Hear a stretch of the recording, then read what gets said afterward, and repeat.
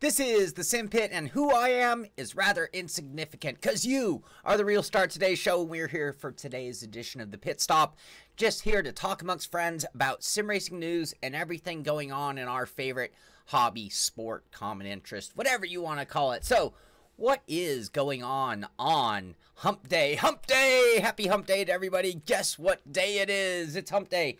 Middle of the week as we get ready and already start turning our heads towards the weekend. So, starting off with Forza, looking at the Forza Motorsport page, we have the roster of the guys who are going to be running in the RC, the Racing Championship, Forza RC, they call it. This is the Wednesday showdown. That's today, 6 o'clock. I believe that's 6 o'clock Pacific. I should be on the air doing something else. So, don't watch them, watch me, or watch us both. But one thing I want to point out here is, I believe, oh, I'm on the wrong... Oh, I confused two thoughts. But these are the big names and the ones you'd expect. Look at the team names we're talking about. TX3, Veloce, F4H, AMS, TX3, LMR, F4H, F4H. You can see some major team representation going on. Love their little logo here, the 60s and the 70s. So that is going on today and something you can check out. Gran Turismo, we talked about the update that's coming, and here's one of the big ones. They call it Strike a Pose. So a little more ability to put things together for photo mode and getting that ultimate Gran Turismo screenshot. I mean, you paint up a cool livery, you got a cool race-winning car, or maybe your new suit matches the car oh so well, and you want to get a classic photo, you'll do that. You know, all these games nowadays have photo mode competitions too, so it's not even just about racing anymore. And you know, you can take some amazing photos in Gran Turismo, I will say that. So, I've mentioned this already, but I'm just going to keep mentioning it until it's over. But the 24-hour of Spa, the real-life Blancpain GT Series endurance race, 24-hour of Spa takes place from the 26th to 29th, so next weekend, right? Assetto Corsa is going to be there, and they're going to have a pretty good-sized booth, and they're going to be showing off Assetto Corsa Competizione. On that weekend, they're also going to be announcing, as I understand, the Steam Early Access release date, in addition to the actual release date. They're going to have competitions going on there, and those who are there are going to get to see it in its, you know, latest form. I already saw it at E3. That was a while ago. I'm assuming as updates come along, those are making it to the on-site. So, if you got some screenshots or video, you're going to be at that race, send them in, and we'll have it here. In addition to that, they have brought on R-Seat and Fanatic with amazing rewards for the best drivers. I know that R-Seat is going to have the S1. Their new chassis is going to be there in the Assetto Corsa booth at the Spa race. So, if you want to see the S1 even before, there's one on the way to me, but it's on some slow boat from China, but it is on its way. You want to see it before me, you'll head over that and you'll be able to see the new R-Seat as well. I wonder if Fanatic will have a variation of their direct drive wheel. I doubt that very, very much. Early access and archery contest? I don't get it. Tom Jones calling out Franco and Bucho. Hello, Angel from South Florida. Good morning, everybody out there. Happy Hump Day to you. Codemaster showing off the mobile variation of their game. And I mentioned this. Normally, this is something I would not necessarily talk about or show. But I'm looking at the footage, and it actually looks pretty cool, considering it's a mobile game. One of my gripes about mobile games is most of them feel like you're playing a 20-year-old game on a modern phone. This looks pretty decent. So that could be a lot cooler than I gave it credit for being in the beginning. You know, you're at like DMV waiting in an hour-long line. You know, sometimes it's nice to have a fun game to play, or if you're on an airplane and need to do something. Yeah, exactly, and you have that wrap-around wheel that you strap. Can you imagine if you, like, took that on an airplane and you're sitting, like, in the middle seat and you bust out on your little steering wheel with your cell phone and you're sitting there playing F1 Mobile? That would be pretty funny. The crew. Now, okay, so this kind of made me laugh. And man, I don't like that I sound negative here, because the crew... as a reviewer, let me just tell you again, in case you guys don't understand. As a reviewer, I review games and products based on what the company and how the company represented themselves. If the Crew 2 had come out and said, hey, this is the ultimate sim, then I would judge them on the ultimate sim and compare them to the other ultimate sims. On the other hand, if it's more of an open arena, like play with your friends, that kind of mentality, then that's how I'm going to judge it. Angel, Wreckfest does support triple monitor. I don't think it works with VR, though. Anyway, the reason I'm saying this is the PlayStation blog readers voted, and the editor's choice pick, which makes no sense at all. Oh, this was the player's choice. I'm sorry. That makes sense. That makes total sense. The player's choice was the Crew 2. And the reason I say it makes me laugh is because I've seen just article after article hammering the Crew 2, talking about it being empty, talking about it being lack of fun, talking about how it needs to be merged with Horizon to make a halfway decent game. Yet, the PlayStation blog readers still picked it as the best game of June.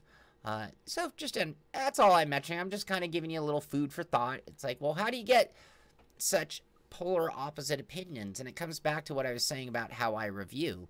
Well, I'm sure people that want it to be a hardcore sim are immediately let down. I'm sure there are people who go into any game wanting certain things. And, you know, is it what the Crew represented itself to be? This is what I was thinking about when I talked about the Forza. So the guys at F2, G2, Logitech G2 Racing, you know the team I'm talking about, they posted this. And this is the classifications for the Brands Hatch race coming up. And what I want to mention or point out here is Nestor is on the list, sure. G2 Sebi. Now, the reason I mention that is if you read this post, they go on to tell us. So this is the current EU top 10 for tomorrow's Gran Turismo Nations Cup race. All right? That's a big deal. That's a tough crowd. Brett Favre in the house. G2 Nestor, literally, this is the second day he's ever played the game. This is not his game. Danny Angles, the manager of the team, posted that image. And Nestor, you'd expect him to be there. But G2 Nestor just coming out of the wood. G2 Sebi coming out of nowhere and literally being that good on first try at it, really. Yeah, June must have been a bad month, says Brett Favre. The media sucks. Eon Low. I did some, Eon, I did not come back because I wanted to do some, like, wind tunnel training. Sometimes I allow a little too much distraction in certain moments. And whether it be audio chat, whether it be reading the chat, and I felt that I needed a little time to just have 100% concentration. So, the other thing is I have a few things going on behind the scenes as well. Some personal, some business related that are taking up a little excessive time, and I'll have some news on that coming up. I have some big things in the works right now. I believe it is the $5 donation, Angel.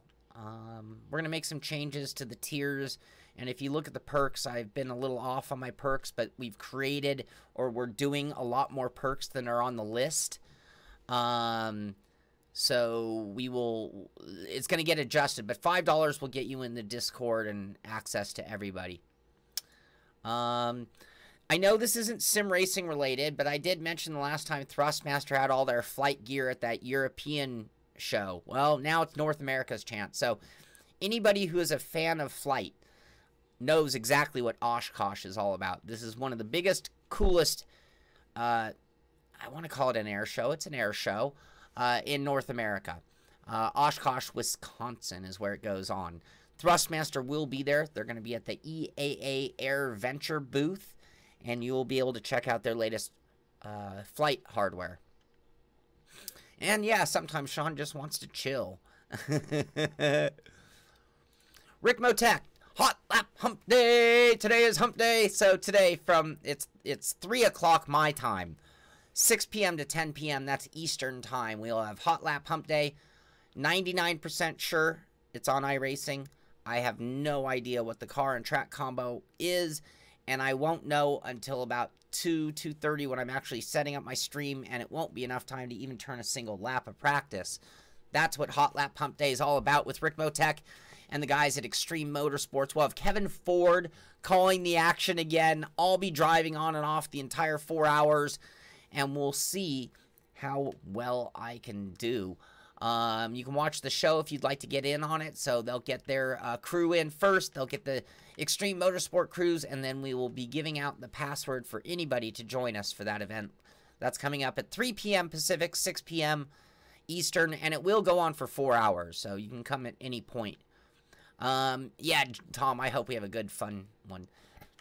Steam has an article on American Truck Simulator and Highway 1 reopening today. So this is the full length, as they are putting it. I haven't tested it. Thanks to the heroic effort of Truck Sim fan community during Operation Big Sur, the landslide was cleared up in record time, and the new stretch of road is ready for you. So, looking at this screenshot alone, I'm pretty impressed for what's a massively open world sim. Getting extreme detail is very difficult.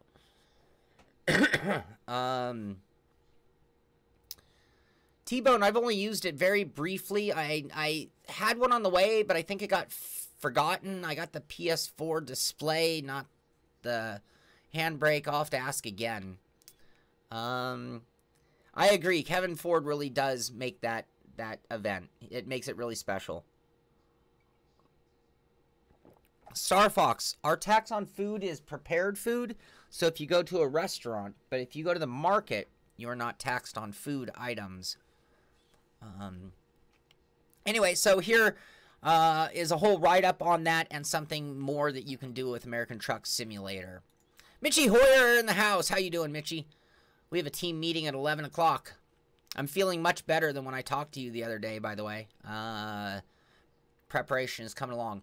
This has nothing to do with sim racing. So, as you know, Porsche retired the 919 Hybrid. Porsche had been out of endurance racing for a while. They brought this car back. Inside of a year, it became a dominant force. And it had one of those runs, a shorter run, but much like Audi. This was just the car to beat. Racking up records, wrapping up victories, everything. They retired the car. And before they let it go away, it's kind of doing a victory tour. That whole shattering the lap at Nordschleife, that was part of their victory tour. And they're going apparently from iconic track to iconic track, doing something very similar as sort of a final send-off to that car before it's retired in the likes of the 917 and 918 at the Porsche Museum. I think about it.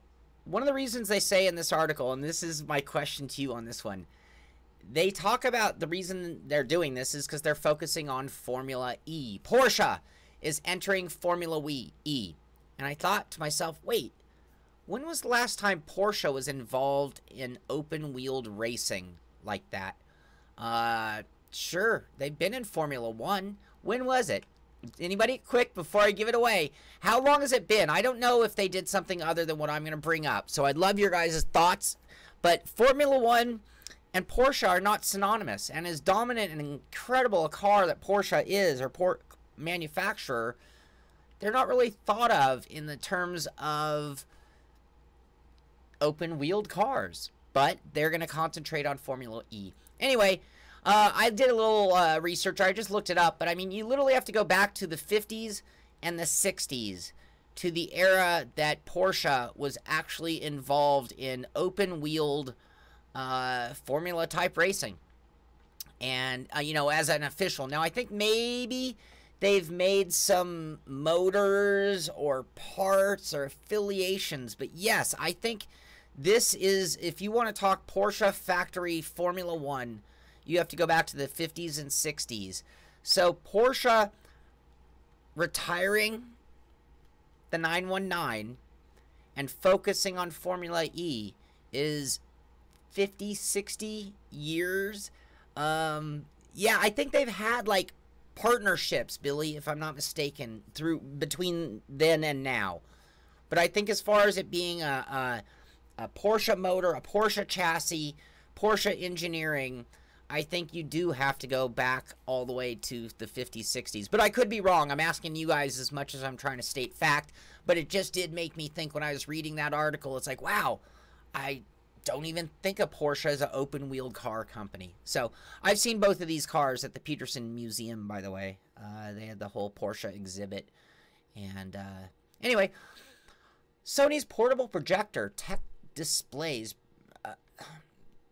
Projector tech displays perfect images on curved surfaces. So this is something coming out down the pipeline. And you can see their imagery here showing an ability to project onto a cylinder, onto various different warps, in other words. A spherical surface, a round surface, even into a corner surface. These are small projectors, portable, they're calling them. Not like movie companies ones. The Menace. They did engines for McLaren in the 80s called Tag Porsche. Thank you, Menace. I did have a recollection of them being affiliated with it. Not completely out of the... Porsche would probably put the engine in the front. Oh, that's funny. I wish I had a little da-dum for when you guys give me good jokes.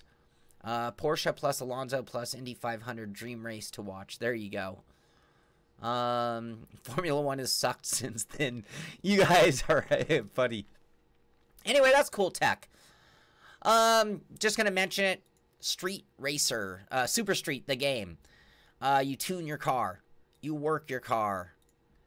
You make it all cool in that modern street racing type vehicle way. And then eventually you race it multiplayer. Super Street, the game. You want to know more about it, you can read about it at worthplaying.com. Now, this is something, I only bring this up. Why do so many games have a retro look? And when it comes to a retro look, like, I look at this and I'm like, man, I played that as a kid. I don't want to play it now. This is Super Indy Kart drives towards 1996 in an Ultra update on July 19th. This is coming. This is modern. This is retro games modernized. But, like, I don't want to play my old games. I really don't. And if I did, I want to play a super modern, like, you might not even want to. Nintendo Life, talking about this unreleased NES Super FX Racer, could be getting a physical rebirth. So this one, which they developed and never made, is going to get a rebirth. Old retro gaming coming back to us. Is that something you need? Is that something you want or even care about? And if I was going to make something that was going to look retro, I'm going to try to give it some flair. So this is a game called Wheel Spin.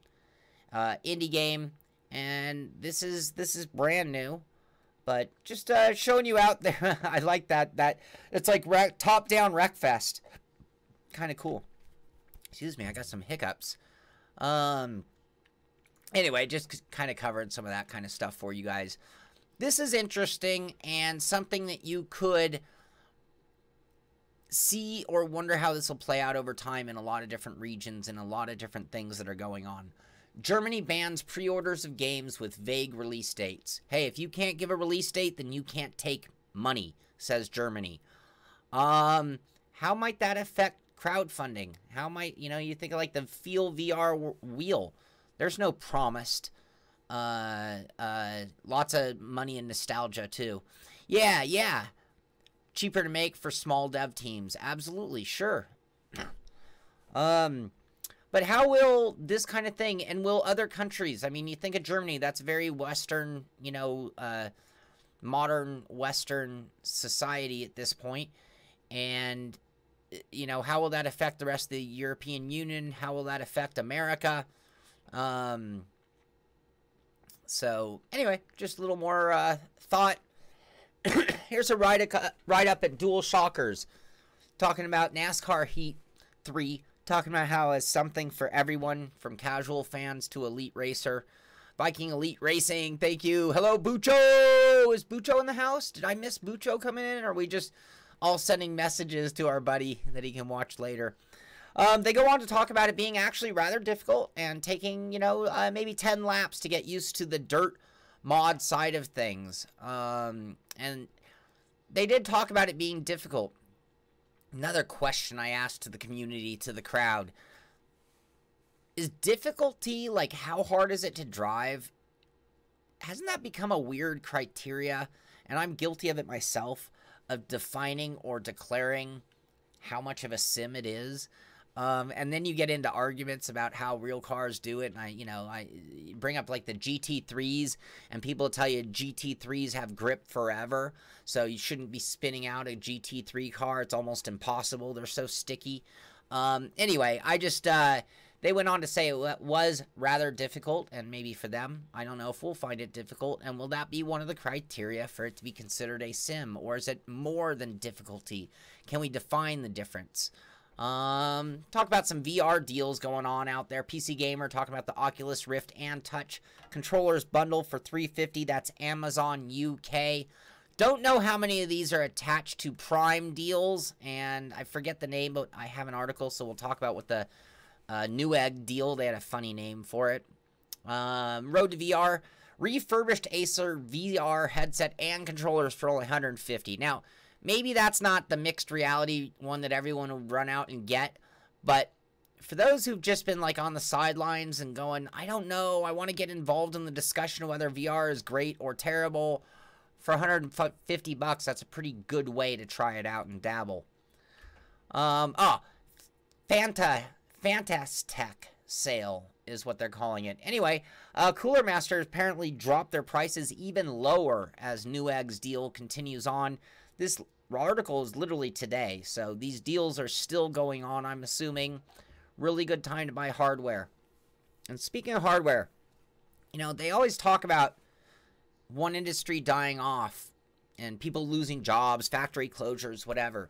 But in 99% of the cases when that happens, 99%, it's because there's a new tech or a new fad or something that has replaced it. So those jobs are lost to that group, but these new jobs have been created. And right now we've seen a changing of the times from the old spinning hard drive to the solid state hard drive. And now it's gone to the point where Western Digital is actually closing down their plant in Kuala Lumpur, Malaysia, and they are going to start or stop producing spinning hard drives. For years, these companies have been trying to fight it off, like increasing speed, increasing capacity, lower pricing. But it was just a matter of time. And like the dinosaur, the spinning hard drive is a thing of the past. But like I said, yeah, but those companies are creating solid state drives. They still need to be built. See, yeah, Booth, that's exactly it. They've been just getting cheaper and cheaper. So if you want a really cheap storage, it's going to be a solid hard drive. I mean, a spinning hard drive, HDD. Anyway, and right now maybe is the best time to do that because they might be gone away soon enough and hard to find even. I'm assuming they will, Tom. I wouldn't leave the industry just because they changed it on me. Anyway, Ubisoft. They reported some of their financials, and I only mention this to give you two ideas. Number one, Ubisoft reported $461 million in sales. Not a bad year at all, huh?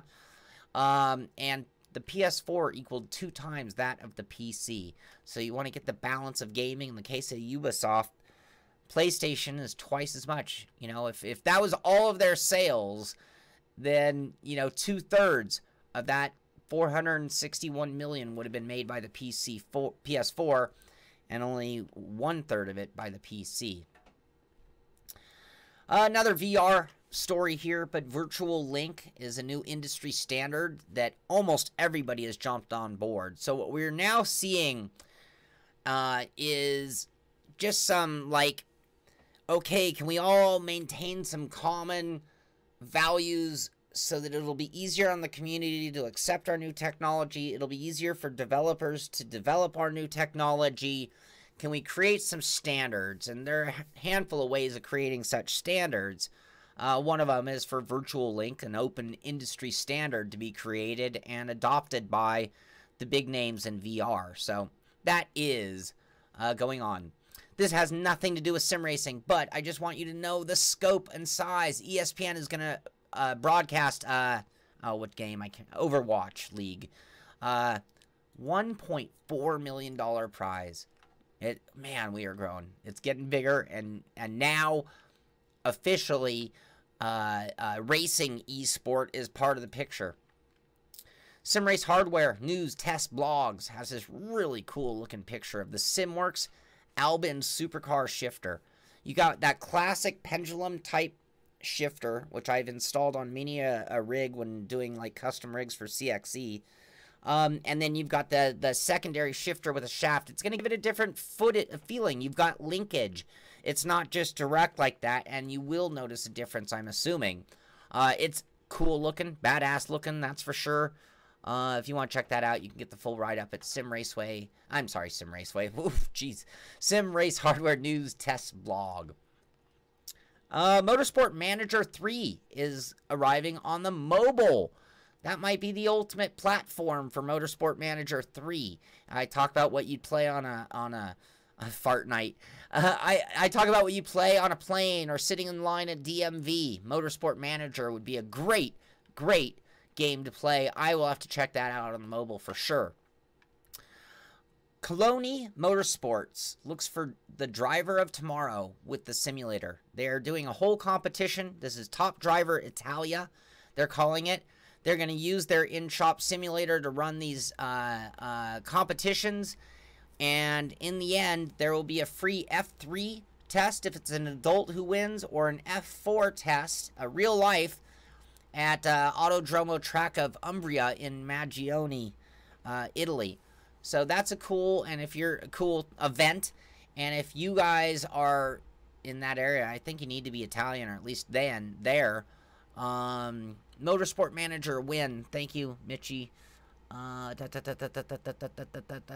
I have a date? November 2016. Wait, I'm sorry. Nope, that's the original. They just released the new Motorsport Manager for mobile devices. Sorry about that. So there you go. Motorsport Manager 3 now available. Driving Italia, we mentioned this, so Top Driver Italia. Again, top prize, a real-life free test in an F3 car. So you're going to check that out at drivingitalia.net. This is still going on, and if you want to run on the Xbox, you know, this is a good option for a wheel, but normally $399 for a 920. Now, you know, we saw one of the F2 Logitech drivers setups, and he was on a 920. Actually, I think he was on a G29, but same wheel. $399 down to $247.52 on Prime. That's $152 off for anybody looking for a reliable, inexpensive wheel, no frills. Article here at thecheckeredflag.co.uk.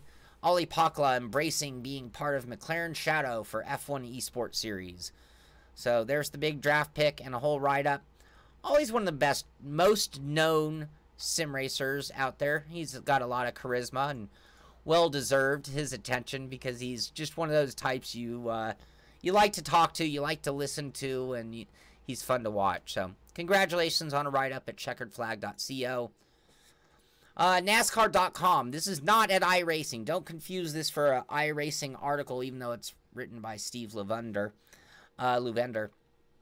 But it's the whole, what do they call it? Armchair week in iRacing. Talking about things that you've probably seen. I don't think I mentioned it, but they are sponsoring the NASCAR Camping World Truck Series driver. They've got some outlaw stuff and some various different drivers talking about what they've done. Cool looking rigs. Talking about the big, Brett Moffitt is the truck driver, by the way. And a lot of cool stuff. Some stuff from Richard Childress once again. Yeah, you can see the AccuForce wheel there. There you go. And you can check that out. So you want to hear iRacing's cross-marketing with NASCAR. You're going to find it again at NASCAR.com under the News Media tab. But it's great to see sim racing getting out there and being seen like that. That's what the point is. Sticking on the VR topic, or back to the VR topic, I should say, and how psycho. I should have made this the thumbnail for today's image. This looks like a shot out of, like, Friday the 13th. It's like, uh-oh, crazy white trash woman coming at you with a railgun of some sort. No, what this is actually Lowe's using a hollow room, letting customers test drive power tools in VR before buying. This is hysterical. You go to Lowe's, and you can learn to use a hedge trimmer in the Lowe's store using VR. Pretty funny. I would want to go to Lowe's and film people doing it, and maybe put it with some crazy Friday the 13th background music. So there you go. And then, wow, last article, 9:31. It's overtime. We're over 30 minutes already. Another VR thing, has nothing to do with sim racing, but one of Europe's largest water parks now has a VR water slide. I'm sure you've seen or heard about the VR roller coasters, which I haven't done one, but I'm not even dying to. One of the reasons is the hygienic factor of them taking a VR off of people's heads all day long to give me mine. In the water, that wouldn't be so bad. And then I also think about it is like, well, what is the VR experience? Because they could really trick your brain, because you're dealing with water and temperature in a different way too. You program that into the VR and you could have some very bizarre effects. I don't know what it's like, but any of you out there, this is the VR slide available in the park's 160 meter, which is 520 feet long, inner tube slide called Space Glider. So where is this? This was in the EU. Do we have an exact location? One of Europe's. Germany. This is a Galaxy Erding water park in Germany. Man, Germany has all the cool stuff. So, kind of cool. That's kind of cool. And let's see. That does take us to the end of the show. So what else do we have? Like I said, Hot Lap Hump Day starting up at 3 p.m. today. And that'll be 4 hours of streaming. I'll be on and off the track, but I'll leave you watching some other people driving, and you will also have Kevin Ford on the mic. In addition to that, I just love when people send me images of their rigs, and I've actually fantasized about a little kid's bed rig. I think I've seen another variation of it in the past, but this comes to us from Gene Miller, who's in Austin, Texas. He's a big Ferrari fan, as you can see. He's got 2 Ferrari kids' beds converted into rigs, and both of these are actually Xbox One and PC compatible. The red car is an Xbox 360 system and is all Fanatic with a Porsche RS wheel and V1 Pro pedals. The black car is an Xbox One and is Thrustmaster TX and T3 PA pedals. Both cars are PC compatible, and we races Assetto course on the PC. He also uses a Microsoft Surface Pro 3 connected to his wheel and monitor. So just a really cool rig and cool, I like that. I mean, that's dressing up a rig and making it look pretty. Some people are like, oh, I want to do an 80-20 rig, but they're so ugly. Well, not if you build it in one of these cool Ferrari kids' beds. Lots of puke in the water. You're talking about the water slide, I know. Gene, thank you very much for sending those in. I really appreciate it. And probably will inspire somebody someday to do something similar. In addition to that, Gene, I did add you to the map. Austin, Texas, now represented in the map. And any of you who see this map and think, hey, why am I not on there? Well, just send me an email at sean@thesimpit.com, and I'll be sure to add you to the map. So that's going to do it for today's show. I got to get out of here, get some things done so I can be back at 3 to do that Hot Lap Hump Day with Rick Motech and Extreme Motorsports.